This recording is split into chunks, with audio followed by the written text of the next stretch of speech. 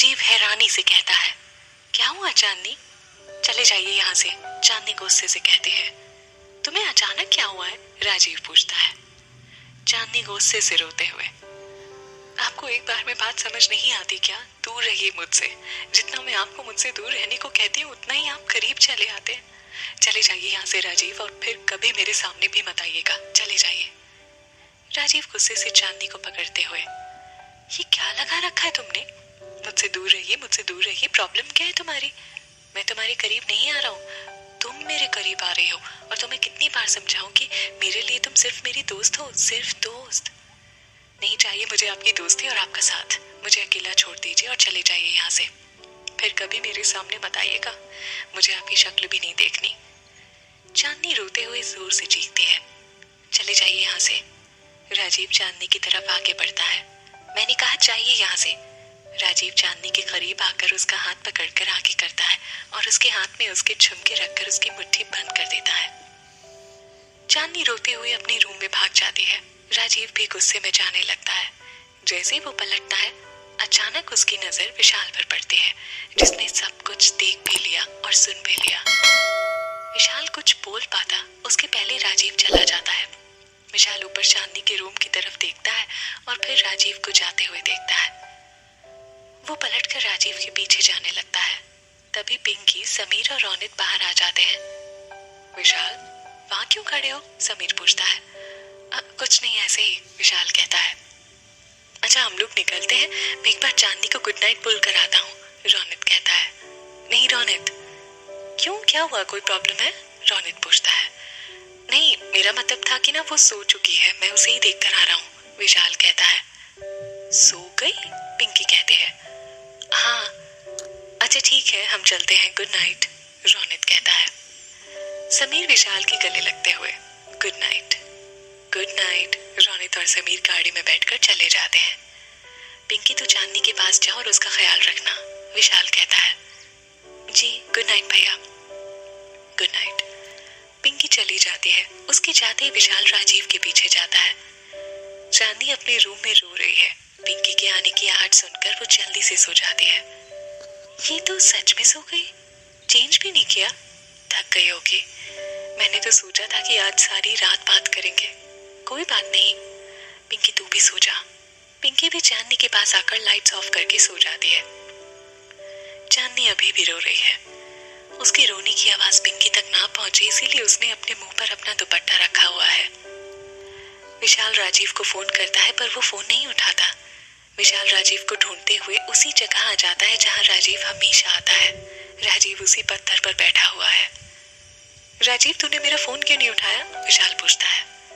क्योंकि मुझे पता है कि तूने सब सुन लिया है और तेरे मन में ढेरों सवाल होंगे, राजीव कहता है। तो इन सवालों के जवाब से तू कब तक भागता रहेगा? विशाल पूछता है। राजीव खड़े होते हुए, मैं किसी जवाब से नहीं भाग रहा हूँ और मुझे भागने की जरूरत भी नहीं है। भाग तो चांदनी रही है। उस घटिया आदमी की बकवास की वजह से उसने हमारी दोस्ती तोड़ दी, राजीव कहता है। किसकी बात कर रहा है तू? विशाल कहता है। विक्रम की। और किसकी? विशाल हैरानी से। विक्रम? उसी की वजह से ये सब हो रहा है? साफ साफ बता, बात क्या है? विशाल पूछता है। पार्टी की रात उस विक्रम ने चांदनी से बदतमीजी की थी, तो उसे उसकी इस हरकत का जवाब दिया मैंने। बदले में उसने ऑफिस में मेरी और चांदनी की फ्रेंडशिप को कुछ और ही नाम दे दिया। पर चांदनी, वो तो पता नहीं क्यों विक्रम की बातों से इतनी अपसेट है। एक ही बात मैं उसे पिछले 2 दिन से समझा रहा हूँ कि मेरे लिए वो सिर्फ मेरी दोस्त है और कुछ नहीं, पर वो है कि समझने को तैयार ही नहीं है, राजीव कहता है।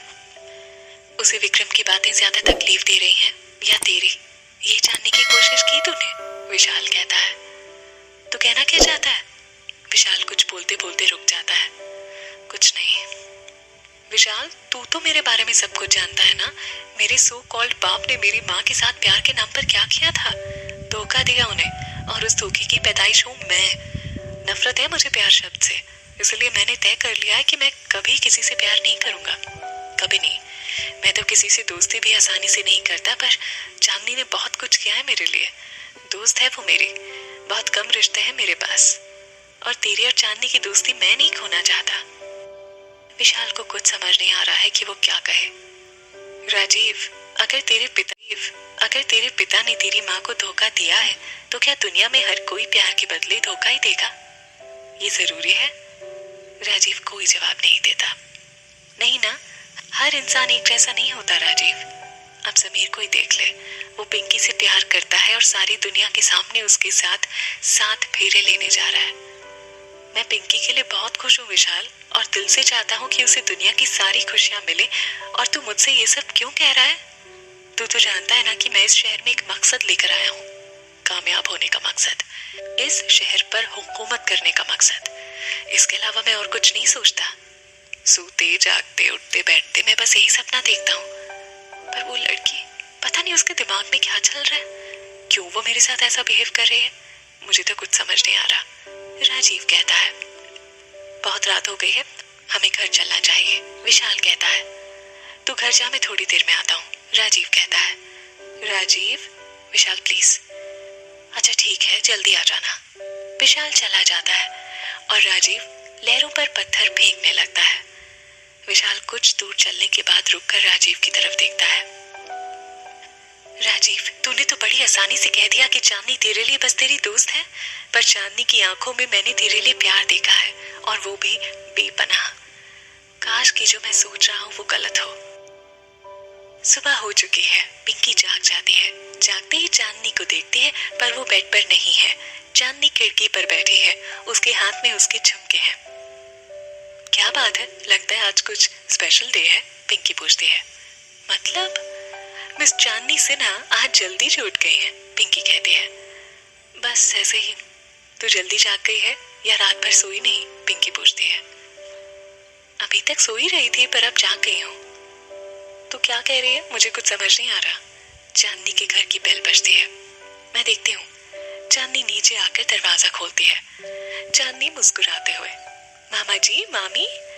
सुमन चांदनी को गले लगाते हुए, तेरी बहुत याद आई वहां। मैंने भी आप दोनों को बहुत मिस किया, चांदनी रोते हुए कहती है। अरे हमारी गुड़िया तो एक दिन में ही रोने लगी, ससुराल जाते टाइम तो पता नहीं क्या करेगी, सिन्हा कहते हैं। अब उसे और रुलाओगे क्या? एक दिन में मेरी बच्ची का चेहरा कैसे उतर गया है, सुमन कहती है। ये बात हुई आंटी, मैंने तो इसका बहुत ख्याल रखा, इसे बिल्कुल भी अकेला नहीं छोड़ा, पिंकी कहती है। सुमन पिंकी को गले लगाते हुए, जानती हूँ बेटा। मामा जी, आप दोनों जल्दी से फ्रेश हो जाइए, मैं आप दोनों के लिए चाय लेकर आती हूँ, चांदनी मुस्कुराते हुए कहते हैं। ठीक है। सुमन और सिन्हा चले जाते हैं। चांदनी किचन में चली जाती है। चांदनी, तेरे लिए एक सरप्राइज है, पिंकी कहती है। सरप्राइज? क्या?